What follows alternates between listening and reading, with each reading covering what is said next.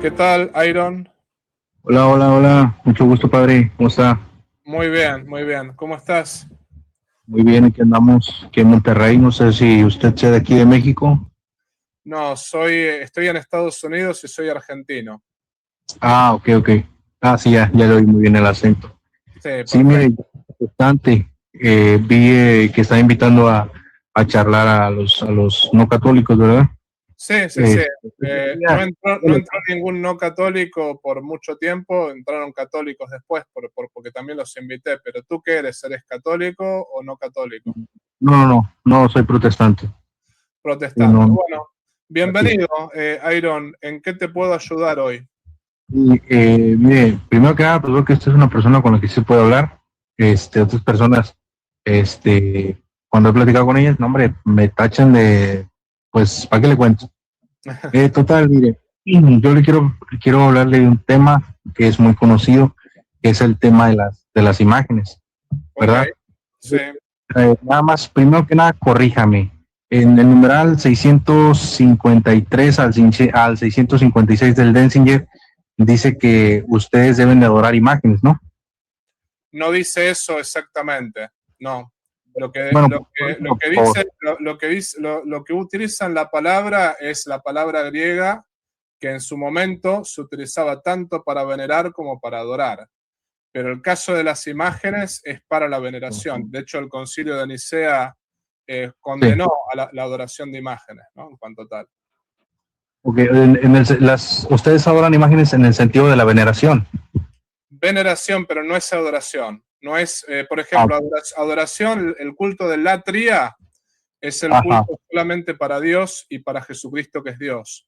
entiendo. Veneración es dar honor. Por ejemplo, honorar tanto al padre y a la madre es una especie de veneración. Bueno, uno honra a los santos y las imágenes de los santos, no por la imagen en cuanto tal, sino por lo que representa. Más que nada es por eso. Sí, sí, te entiendo. Lo que pasa es que yo le eché una leída hace como 2 semanas más o menos y se habla de eso de honrar a las imágenes, ¿no? De los apóstoles, las imágenes de María, las imágenes de Jesús. Y corríjame por favor en esta parte, porque yo recuerdo que termina diciendo que el que no sienta el hacer esto sea anatema del Padre, del Hijo y del Espíritu. No sé si me puede corregir ahí si estoy equivocado, si realmente no dice eso o si realmente sí termina diciendo eso, al menos a menos que yo me he equivocado y haya leído pues algo equivocadamente, ¿verdad? Tengo el Denzinger acá, ¿me puedes dar a ver si lo tengo acá conmigo? ¿Qué número es? 653 al 656. 653 al Ah, 656. sí, del 653 al 656. Está bien. Y en el último dice eso, supuestamente, en el 56 dice que anatema sit. Sí, por favor, corríjame, no quiero estar ahí diciendo cosas que no son, ¿eh? O sea, por eso le digo, prefiero que me Dice corrija. acá, vamos a leerlo primero. Primero dice: Et qui sic sene non habeant anatema sint a Padre et Filio et Spiritu Santo. Que la traducción dice literalmente, ¿no? Vamos a empezar. Similiter autem et imaginem intemerata matris dice, nosotros honoramos las venerables imágenes de la Inmaculada Madre y las imágenes de los ángeles, y también veneramos todas las imágenes representadas en las Sagradas Escrituras. Estoy traduciendo, ¿no? Estoy en mi cabeza, dice, y al final dice, digamos, aquellos que no se conduzcan de esta manera, o sea, se entiende acá concretamente que aquellos que no veneren, ¿no? Que no rindan honor a las imágenes, dice, anatema sit, sí. Digamos, sí, eso es lo que dice, ¿no? Eso es lo que dice esta parte del Denzinger. Aquellos que no se conduzcan de esta manera, digamos, anatema sit.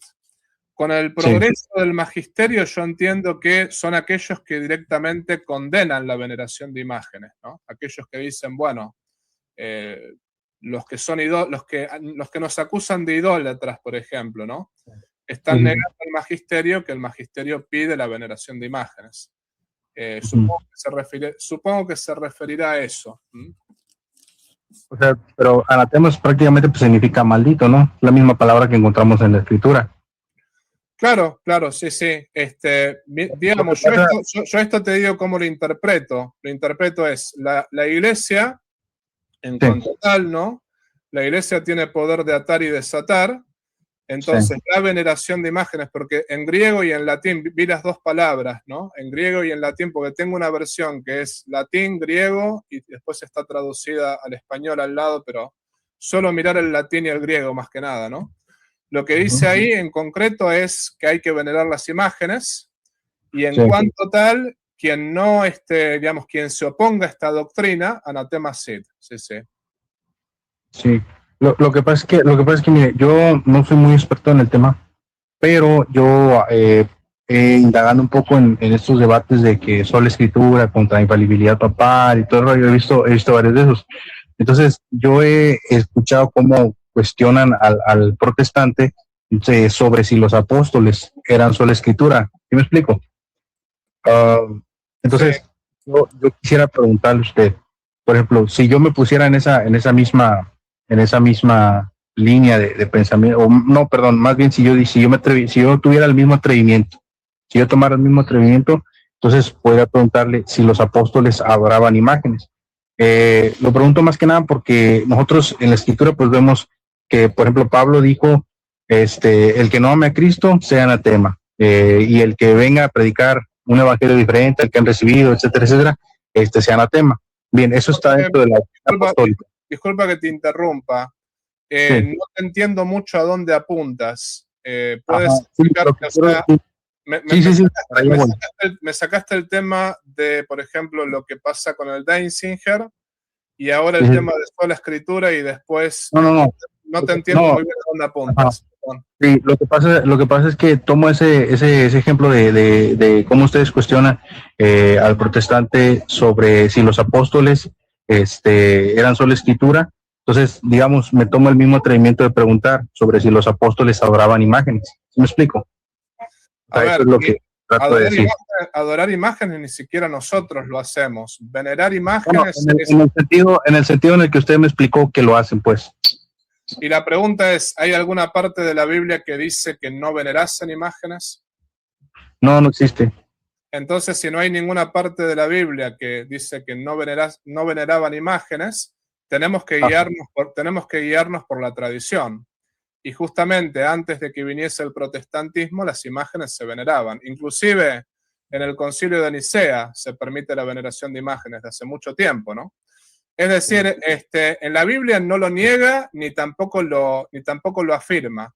Pero si vamos a la Biblia, por ejemplo, está la veneración de la serpiente de bronce, que yo sé que muchos la discuten, pero ahí tenemos que ir a sola escritura para poder interpretar eso, pero eso es otro tema. No voy a ir a sola escritura a menos que quieras ir, pero sin embargo, por ejemplo, está la veneración de la serpiente de bronce, está la veneración de los querubines del arca.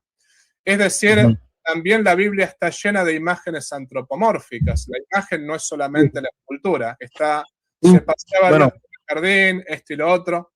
Entonces, me parece a mí que tampoco hay argumentos para decir que los apóstoles no veneraban imágenes, ¿no? O sea, no hay argumentos para decir que ellos no veneraban imágenes. No, pero en la Biblia, en cambio, sí aparece que hay una veneración de imágenes. El caso de la serpiente de bronce. Lo que pasa es que, mire, yo como, al igual que muchísimos protestantes, yo no estoy en contra de todo tipo de imágenes, porque entiendo bien el contexto en el que se fueron prohibidas cierto tipo de imágenes, ¿me explico? Pero, sí, por ejemplo, digo yo, o sea, como yo le mencionaba esto de lo que dice el Lenzinger, que ya me leyó, pues sí se me hace un poquito fuerte que diga que es que si tú no adoras en el sentido de venerar a las imágenes, entonces eres maldito. Bien, entonces... La pregunta que yo tengo para ti con respecto al Deinzinger es, ¿quién lo mandó eso? ¿Mandó qué? ¿Quién mandó, por ejemplo, venerar las imágenes? No sé, esa es cuestión de su magisterio, ¿no? No, no es cuestión de mi magisterio, es cuestión de que hubo un concilio, pero bueno, ahí te la dejo. Por ejemplo, en la Biblia, ¿hay algún concilio que se haya formado de la misma manera que se formó el concilio de Nicea, por ejemplo? pues está el concilio en Jerusalén. Listo, ahí tienes la respuesta. Así como justamente el concilio de Jerusalén mandó no circuncidar a los gentiles que se unían al cristianismo, hubo un concilio que mandó la veneración de imágenes. La Biblia no existía en el concilio de Jerusalén, existía el Antiguo Testamento, sí, pero no existía la Biblia en cuanto tal, en cuanto la Biblia que tenemos ahora, el 27 libros de un lado y 46 de otro, ¿no? Fue un concilio, o sea que esto, el Denzinger, es coherente con lo que se hizo en el concilio de Jerusalén, que también se hizo un concilio para determinar otra verdad de fe, ¿no? Pero entonces, es que me interrumpió y se me fue la onda en donde me quedé. Estabas en la cuestión de lo del Denzinger, que no te cerraba. Sí. Me mencionó usted eso del Denzinger, creo que le estaba mencionando yo que se me hacía algo fuerte de que determinaran que la persona que no venerara las imágenes católicas, pues fuera maldito. Bien, me parece fuerte por el hecho de que, por ejemplo, si yo le pregunto a usted qué imágenes adoraban o veneraban los apóstoles, pues obviamente pues usted no me va a poder dar un ejemplo en sí.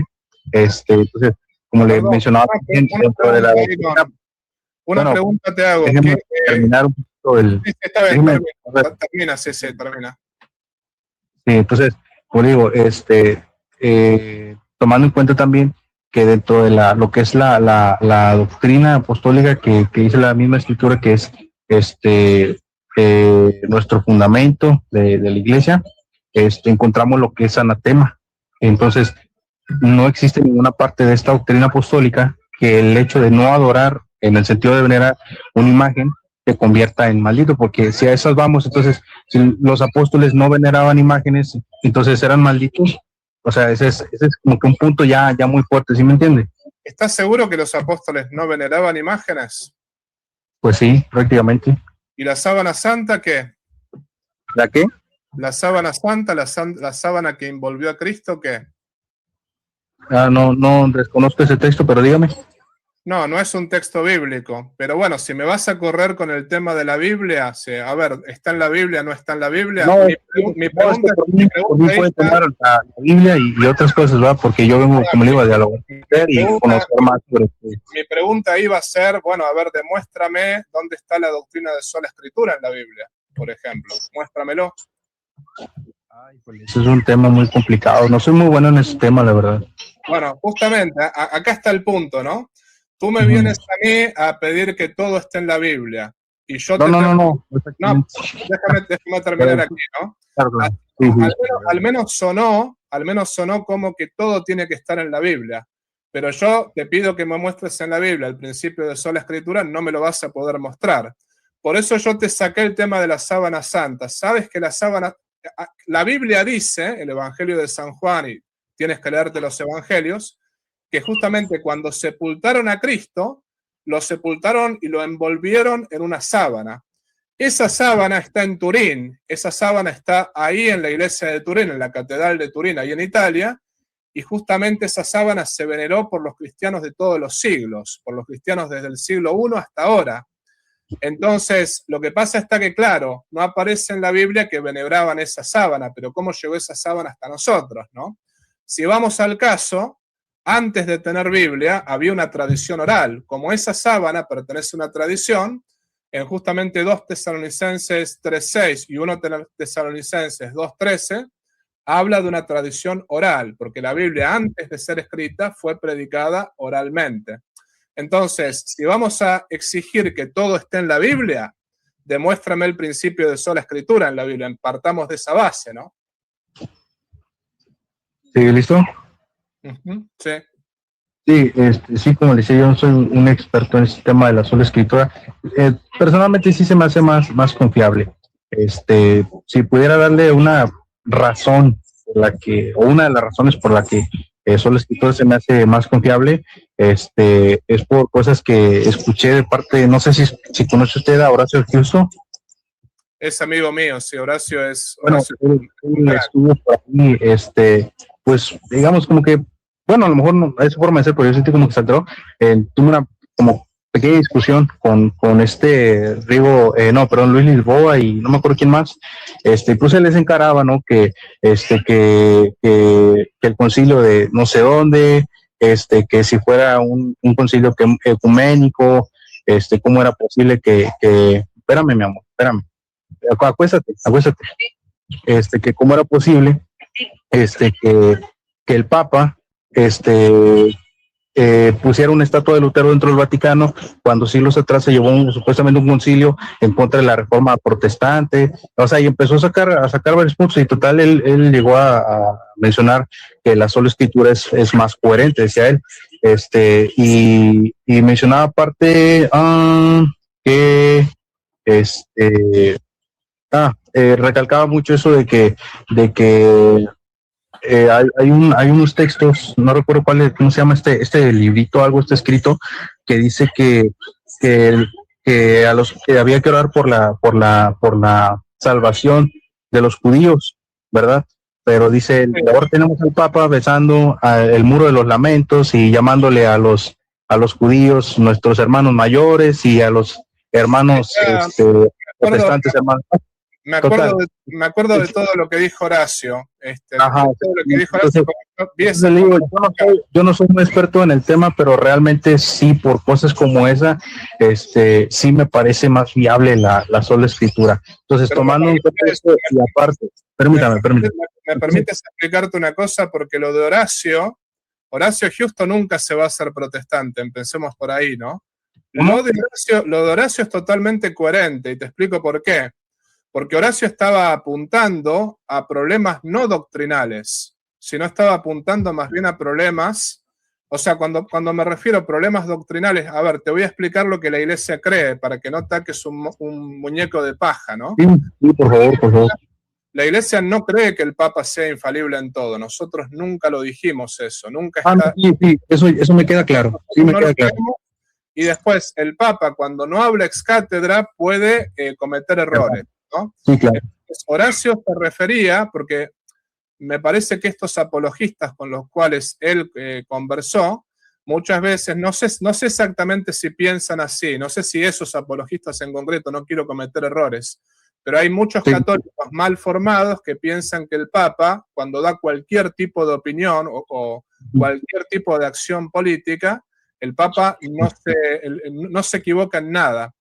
Horacio lo único que hizo ahí es mostrar que así como están los dogmas, que en los dogmas no puede haber error, hay acciones del Papa que no son dogmáticas. Hay acciones del Papa que no son dogmáticas que puede haber error.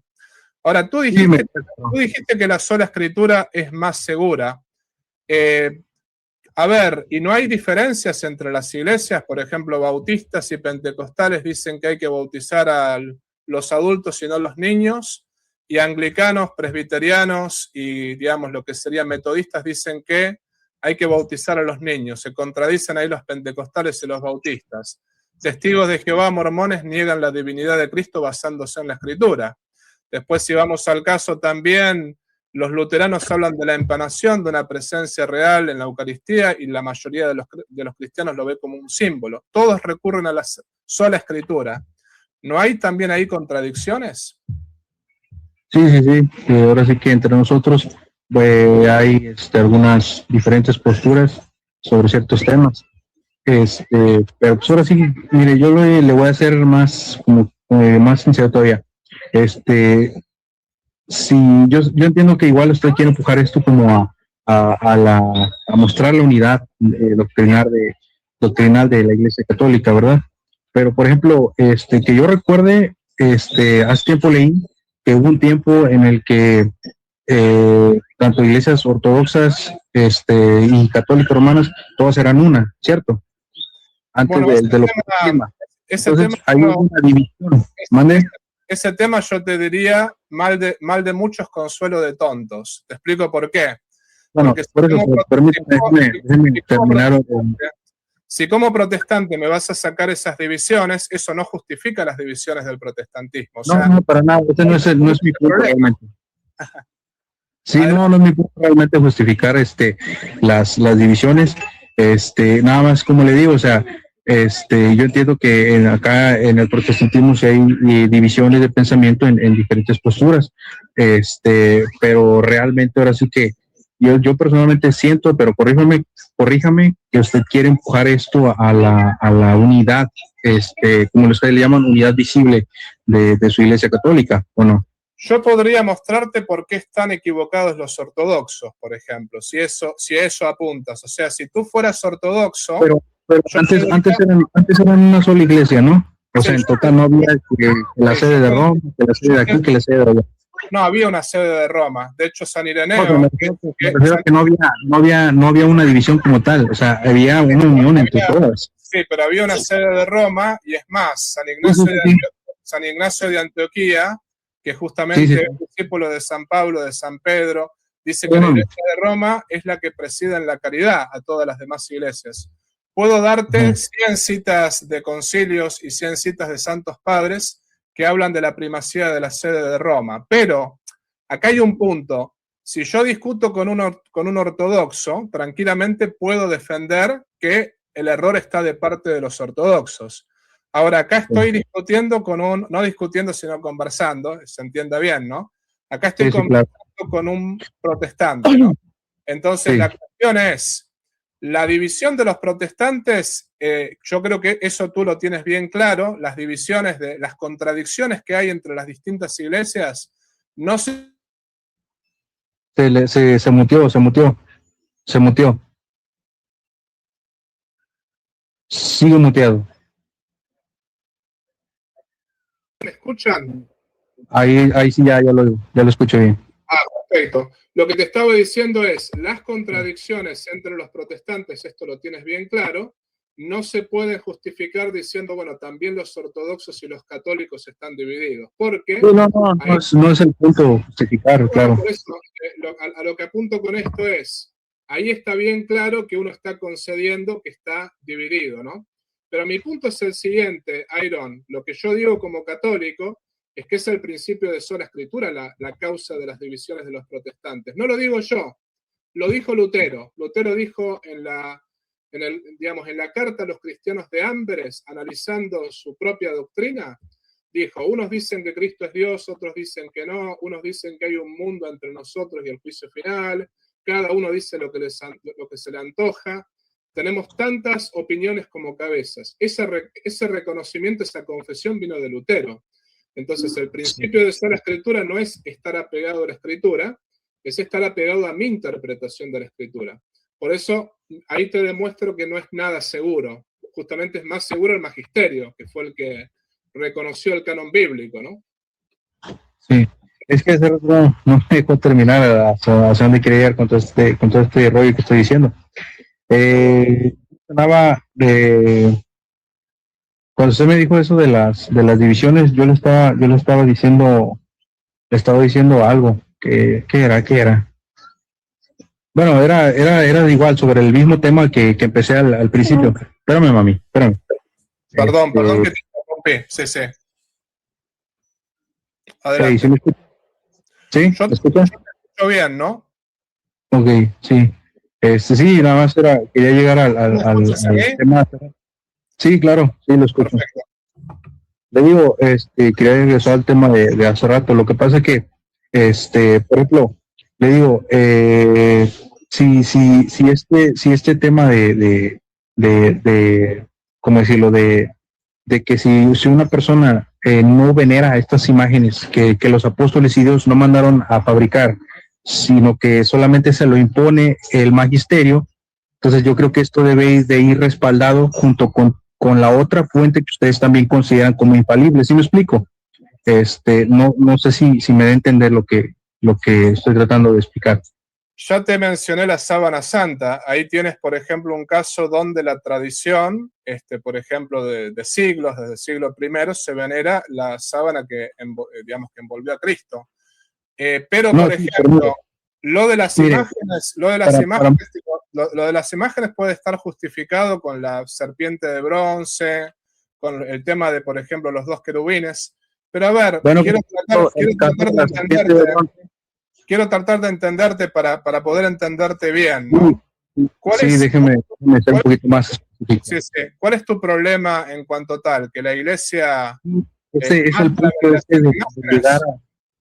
Mi problema ahora sí que es ese detalle de determinar que una persona es maldita por no venerar esas imágenes, ¿verdad? Que pues aparecieron con el paso del tiempo, pero que no fueron mandadas a hacer por Dios o por los apóstoles, como porque, por ejemplo, si yo le pregunto si las personas que no veneraban a la serpiente de bronce o las imágenes de los dos querubines fueron malditas, fueron declaradas malditas por Dios o por Moisés, pues obviamente usted me va a decir, no, pues no, entonces, ¿cómo ahora resulta que nomás de un día para otro, pues ya, parece que si tú no veneras una imagen, ya te conviertes en maldición? ¿Sí me explico?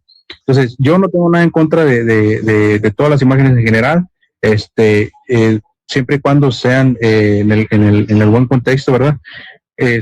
Pero sí ese es mi punto en el que sí no, de plano sí estoy en completo desacuerdo que se declare maldita una persona por no venerar imágenes, pero a final de cuentas resulta que son imágenes que Dios y los apóstoles no mandaron a hacer, porque por ejemplo, no sé si usted me puede demostrar que a alguien fuera de los apóstoles, a alguien fue como que movido o mandado por Dios a fabricar una imagen de la Virgen María o no sé, de Miguel, el arcángel Miguel o cualquier otro personaje.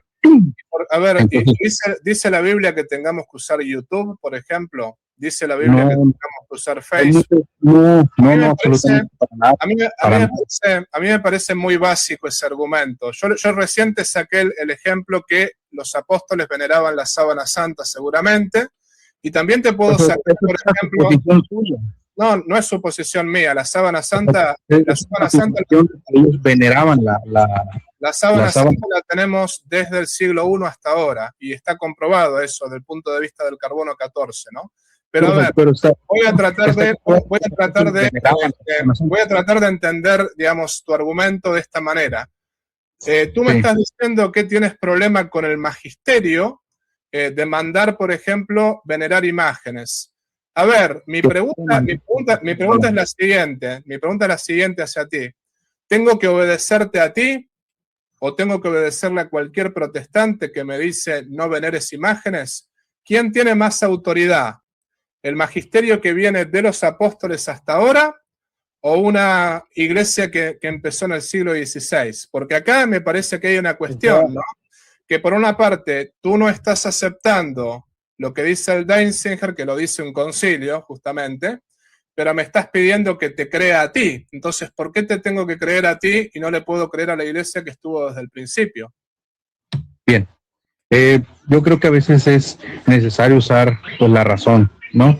Estoy usando la razón. ¿Por qué te tengo que creer a ti del siglo XVI? O sea, si estas imágenes, permítame, si estas imágenes, le digo, no fueron mandadas a fabricar por Dios o por los apóstoles como aquellas que en el Antiguo Testamento sí fueron mandadas a fabricar por Dios, entonces, ¿por qué llegar al punto de que si tú no las veneras, te conviertes en una persona maldita?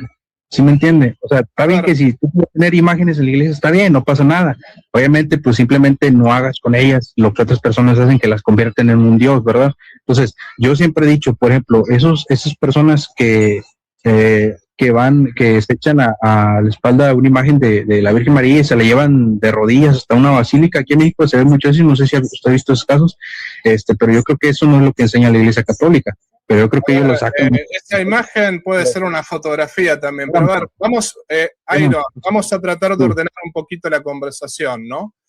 No, permítame, déjeme terminar. No, entonces, pero ya te escuché bastante y estoy perdiendo la paciencia, sinceramente, así que mira, lo que te quiero decir es lo siguiente en cuanto tal. Vamos a ordenar nuestra conversación, porque ya, digamos, es como que a mí me parece que está yendo mucho al tema de las imágenes. Ya te cité la serpiente de bronce, los dos querubines. Hay fundamento bíblico, la sábana santa, pero acá lo que estás cuestionando es el tema de la autoridad.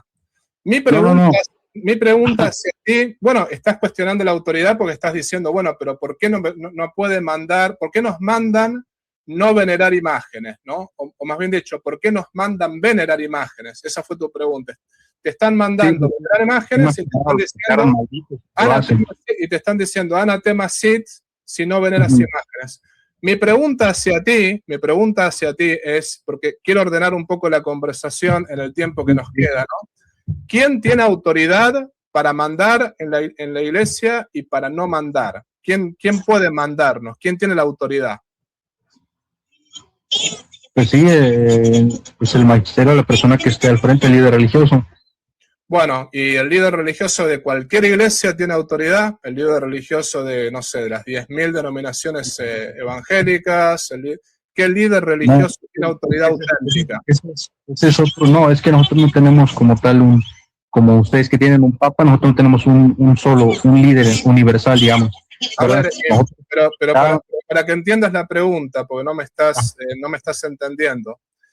Ajá. Los apóstoles, cuando tenían un problema, ¿iban a la Biblia para resolverlo o iban al concilio? En ese caso se reunieron con los apóstoles. Bueno, los apóstoles se reunieron en un concilio, justamente, ¿no? Y los apóstoles decidían algo que no estaba en la Biblia. Por ejemplo, si vamos al concilio de Jerusalén, no estaba en la Biblia que no había que circuncidar a los gentiles. Todo lo contrario, lo que dice la Biblia es que hay que circuncidar a los gentiles. Lo mismo, concilio de Nicea, cuando se determinó la condena de Arrio y cuando se determinó que justamente Cristo es verdadero Dios y verdadero hombre, no fueron a la Biblia, fueron al concilio, se reunieron en un concilio. Entonces, si me estás diciendo que justamente no hay derecho a mandar a las personas a venerar imágenes, no hay derecho porque no, anatema sit, eso no está en la Biblia, bueno, yo te respondo, tampoco estaba en la Biblia que no había que circuncidar a los gentiles. Tampoco estaba en la Biblia, por ejemplo, que, digamos, había que sacar una doctrina condenatoria contra Arrio, porque Arrio no aparece en la Biblia. Tampoco aparece en la Biblia el dogma de la encarnación o el dogma de la Trinidad.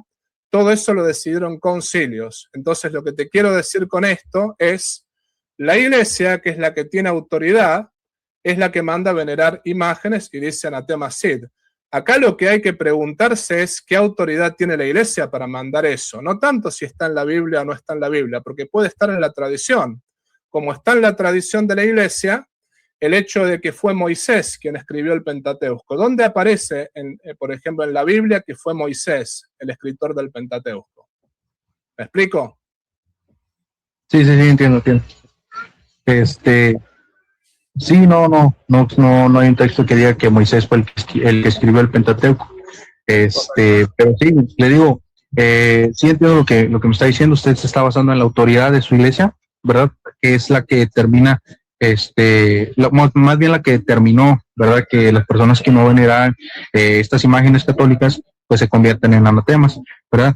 Pero es que como igual... Está claro que no es mi iglesia. No es mi iglesia, es la iglesia que dejó Jesucristo. Bien, entonces, como yo le mencionaba hace rato, o sea, yo por ejemplo, sí, como no sé, quizás sea que a mí me gusta usar un poquito más mi sentido de la razón, digo, no concuerdo en esa parte de que, bueno, o sea, si Dios no les mandó a hacer y los apóstoles tampoco, pues si no son imágenes realmente como le diré, como inspiradas, por así usar esa palabra, no se me ocurre otra, ¿verdad? ¿Estás usando verdaderamente la razón? ¿Eso es lo que crees? Te pregunto sinceramente, ¿crees que estás usando la razón? Sí. Pero permítame, usted me mencionaba... El argumento que estás dando no es racional, simplemente te digo eso. Déjeme terminar entonces. Por ejemplo, usted me mencionaba también el caso de la serpiente de bronce, ¿verdad? Entonces, que la veneraban, no sé qué. Bueno, yo recuerdo que cuando el rey Ezequías, espérate mami, el rey Ezequías, no sé si lo ubica, la mandó a derribar en algún momento y obviamente pues Dios no le hizo. Eso es a favor mío. Bueno, el rey Ezequías la mandó a derribar y Dios no le hizo nada. Entonces, ¿cómo es posible que hoy en día después de, o sea, cómo es posible que aquellas imágenes... Eso es a favor mío, ¿sabes por qué? Porque ahí se ve claramente la veneración y la adoración. Mientras la adoraban, no, ahí mandó derribar la imagen, pero cuando la veneraban, les permitía venerarla, les permitía mirarla para poder ser curados. Eso es a favor del católico, ¿me entiendes? Bueno, pero déjeme terminar, ¿no? Entonces, como le digo, el rey Ezequías lo mandó a derribar y Dios no lo castigó ni nada, no le dijo absolutamente nada en su contra. Bien, entonces, aquí es donde me quiero basar específicamente en este punto. ¿Por qué aquellas imágenes que Dios sí mandó a hacer jamás declaró que el que no las venerara fuera maldito? Y ahora resulta que el magisterio católico, la supuesta autoridad que tiene, dice que si tú no veneras aquellas imágenes que Dios no mandó a hacer, entonces sí eres maldito. ¿Sí me explico? Ese es mi problema, esa es mi manera de razonar esto. Acá estás confundiendo una cosa. La Iglesia Católica se la pasó derribando imágenes. Por ejemplo, San Patricio se la pasó derribando ídolos. Solo tomé el ejemplo de Ezequías. Solo tomé el ejemplo de Ezequías. Pero justamente de derribar ídolos. No estoy diciendo que lo vayan a derribar. Déjame terminar. Justamente derribar ídolos implica que son ídolos para adoración. Por esa razón se los derriba. Y lo hicieron los misioneros jesuitas, lo hicieron los misioneros católicos, lo hicieron los misioneros franciscanos. El punto no es, digamos, la imagen destinada a la adoración, que esa imagen hay que derribarla porque es un ídolo. El punto es cuando la imagen está destinada a la veneración, así como, por ejemplo, vos tenés la imagen de tu mamá, la imagen de tu papá, cualquier tipo, por ejemplo, de fotografía, o por ejemplo, no sé, puedes hacerle una estatua a tu papá en honor a él cuando él muere, qué sé yo, ahí no lo estás adorando. Ahí estás venerando a tu papá. Es un recuerdo. Y ahí estás venerando también, digamos, honrando la memoria de tus padres. En la Biblia es bien claro cuando la serpiente de bronce fue utilizada para veneración, porque justamente los israelitas eran curados de las picaduras de las serpientes, que eran motivo del pecado. Cuando había veneración, directamente en la veneración no había problema, la imagen quedó intacta. Ahora, cuando la Biblia dice claramente que el rey mandó destruirla, porque empezaron a adorarla, ahí está la distinción. Empezaron a aprender y todo eso. Ahí está la distinción entre veneración y adoración. Pero lo que te quiero preguntar, porque esta conversación no nos está llevando a nada, lo que te quiero preguntar es lo siguiente, ¿no? Tú dices que estás justamente, que digamos, como que tu argumento es quiero utilizar un poco la razón. Eso me parece muy bien, ¿no?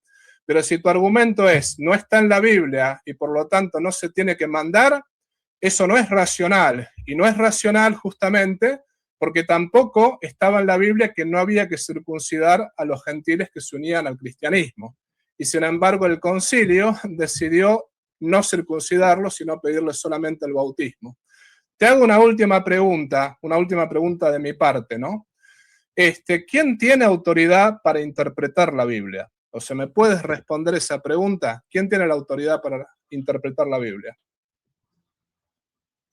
Autoridad para interpretar, cuidado mamá, autoridad para interpretar la Biblia, pues no se me viene a la mente una respuesta que pudiera darle concreta.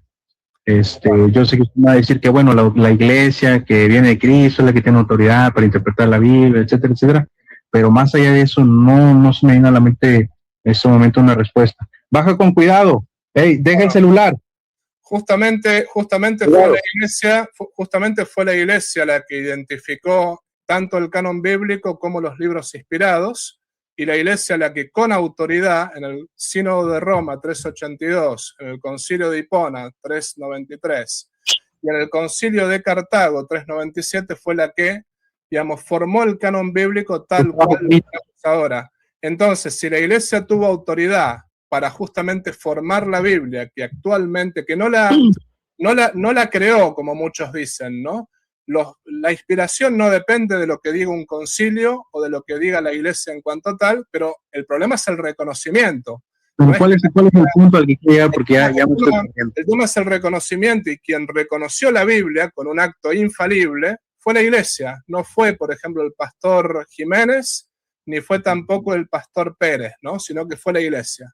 Entonces, por lo tanto, la iglesia, si tiene esa autoridad para justamente identificar el canon bíblico, y si tiene esa autoridad para identificar los libros inspirados, también tiene autoridad en los concilios para formar doctrina, como tuvo autoridad en el concilio de Jerusalén y en el concilio de Nicea, para decir que no hay que circuncidar a los paganos, y para decir también que Cristo es verdadero Dios y verdadero hombre. Amigo, esto es todo. Ya llevamos 40 minutos hablando. Me parece, lo que yo te diría es, y es un consejo que te doy, ¿no? No puedes decir, bueno, porque tal cosa no está en la Biblia, entonces no lo sigo, porque hay dos fuentes de la revelación. Está la Biblia y está la tradición. Y la tradición está en la Biblia tanto en Juan 21:25, en 1 Tesalonicenses 2:13, en 2 Tesalonicenses 3:6, en 1...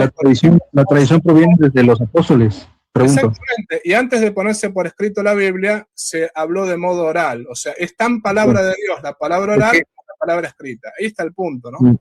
Ya, yo creo que ya, pues ella también tiene ganas de retirarse o algo así, entonces, pues sí, nada más, último, ahora sí que usted me dice que la tradición proviene desde los apóstoles, ¿cierto?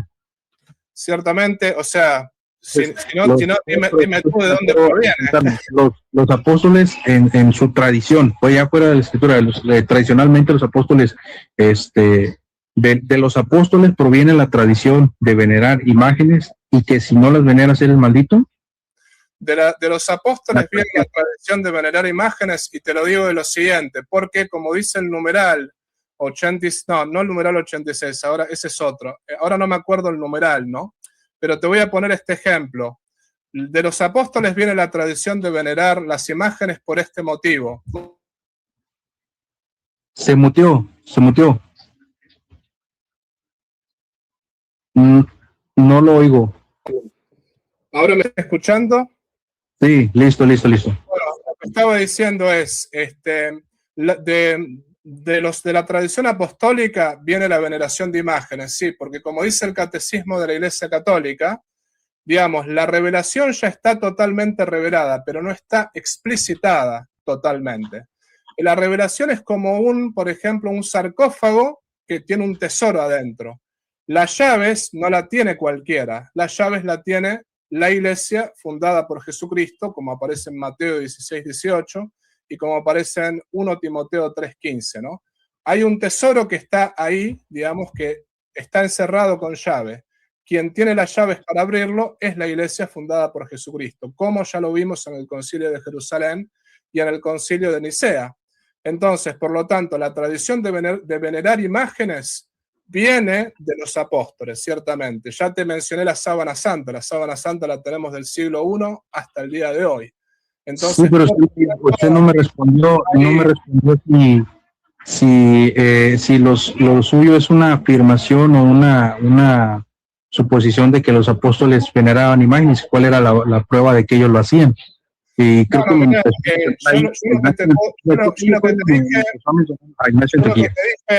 yo lo que te dije en cuanto tal es que los apóstoles veneraban imágenes porque veneraban la sábana santa. No es una suposición. No es una suposición, perdón. No es una suposición, es la realidad, porque la sábana santa que envolvió a Cristo, eso aparece en la Biblia. Cristo fue envuelto en una sábana, y esa sábana la tenemos hasta hoy en día. Entonces, esa sábana los apóstoles la veneraban. Muy bien, amigo. Chao. Listo, chao. No tiene sentido, ¿no? O sea, ya estamos pisándonos la cola, pero para la gente voy a explicar lo siguiente. A ver, este muchacho volvió 1, 2, 3, 4, 5, 6 veces con lo mismo, ¿no? Entonces, vamos 40 minutos de conversación, estuve tratando de tenerle paciencia, pero bueno. A ver, voy a explicar una cosa antes de cerrar, ¿no? El punto es el siguiente. Él dice, los apóstoles veneraban las imágenes, sí, veneraban la imagen de la sábana santa, porque la sábana santa aparece en la Biblia, aparece en San Juan, aparece justamente que fue envuelto ahí. Entonces, si él quiere ahí ver, bueno, a ver, que diga en la Biblia, la sábana santa fue venerada por los apóstoles. No, eso no aparece en la Biblia. Obviamente, como no aparece en la Biblia el principio de sola escritura, como no aparece en la Biblia que tenemos que utilizar YouTube, como no aparece en la Biblia el principio de que tenemos que usar Facebook, que tenemos que usar X, hay un montón de cosas que no aparecen en la Biblia. No aparece en la Biblia que teníamos que venerar la sábana santa, pero sin embargo la sábana santa fue venerada por los apóstoles porque por eso llegó hasta hoy en día. Y después, por otra parte, le mencioné, en la Biblia aparece tanto la serpiente de bronce, en la Biblia también aparecen los dos querubines. En la Biblia aparece un montón de imágenes antropomórficas, por ejemplo, Cristo que se paseaba por el jardín, el brazo de Dios, que desplegó la fuerza de su brazo. Es una imagen antropomórfica, no es una imagen, una estatua, una escultura, pero es una imagen antropomórfica. O sea que la Biblia está llena de imágenes, por otra parte. Y el Concilio de Nicea aprobó la veneración de imágenes. Entonces, si el Concilio de Nicea, que justamente está en el siglo IV, aprobó la veneración de imágenes, es porque eso era una práctica en los primeros siglos, ¿no? Entonces, acá está el problema del principio de sola escritura. Que justamente sola escritura es un principio que no está en la Biblia, pero es un principio que rechaza la tradición de la Iglesia. Y como es un principio que rechaza la tradición de la Iglesia, es un principio que nos deja mancos. Nos deja mancos, ¿por qué? Porque justamente la Iglesia tiene, por una parte, la Escritura, que es palabra de Dios, pero por otra parte, la tradición. Y en la tradición oral es tan palabra de Dios como la Escritura. Le cité 1 Timoteo 3:15 por la Iglesia, 2 Tesalonicenses 3:6, 1 Tesalonicenses 2:13, le cité Juan 21:25. Todos esos pasajes bíblicos hablan de la tradición. Y después, por ejemplo, dijimos, ¿no? La cátedra de Moisés, Cristo habla de la cátedra de Moisés. Eso aparece en la Mishnah, es una tradición buena de la Mishnah, ¿no? El Pentateuco, ¿cómo sabemos que lo escribió Moisés? Por una tradición oral. Justamente que Cristo era llamado Nazareno. Bueno, ¿cómo sabemos que Cristo era llamado Nazareno? Lo sabemos por una tradición oral. Es decir, la tradición oral, el magisterio, la escritura, está todo en la Sagrada Escritura. Mateo 16:18, 1 Timoteo 3:15, muestra el magisterio. 2 Tesalonicenses 3:6, 1 Tesalonicenses 2:13, Juan 21:25, muestra la tradición, ¿no? Y bueno, después hay otros textos que muestran la escritura, ¿no? Escudriñad las escrituras y veréis que las escrituras hablan de mí, ¿no? Pero justamente lo último, con esto cierro, los apóstoles, cuando tenían un problema doctrinal, ¿a qué iban? ¿A la Biblia o iban al concilio? Los apóstoles iban al concilio, como hicieron en el concilio de Jerusalén, donde ahí determinaron que no se iba a circuncidar a los gentiles que se unían al cristianismo, y también concilio de Nicea, que determinaron que Cristo es verdadero Dios y verdadero hombre, y condenaron a Arrio, ¿no? Entonces, bueno, digamos, si queremos realmente entender el cristianismo, gente, no podemos entenderlo con el principio de sola escritura. No podemos entenderlo con el principio de sola escritura porque ni los apóstoles, ni tampoco los santos padres, ni nadie, ni ninguno de ellos era sola escritura. Ellos aceptaban la tradición y ellos aceptaban el magisterio de la iglesia. De hecho, hubo 20 concilios en la iglesia, ¿no? Para que se sepa. Si te gustó el video, por favor, ponle like, suscríbete a este canal, comparte este video y activa la campanita de la notificación.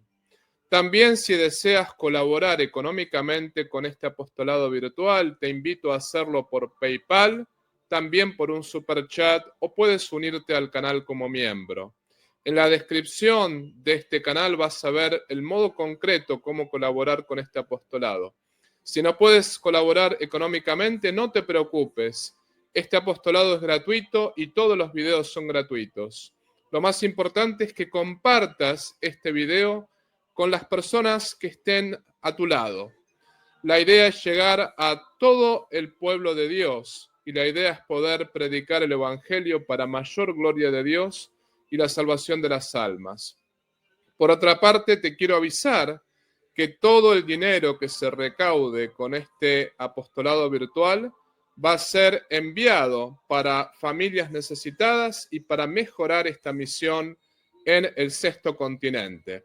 Desde ya te agradezco por todo lo que puedas hacer por cada uno de nosotros. Y te pido también que reces por mí y yo rezo por ti. Viva Cristo Rey, viva la Virgen y viva el Patriarca San José.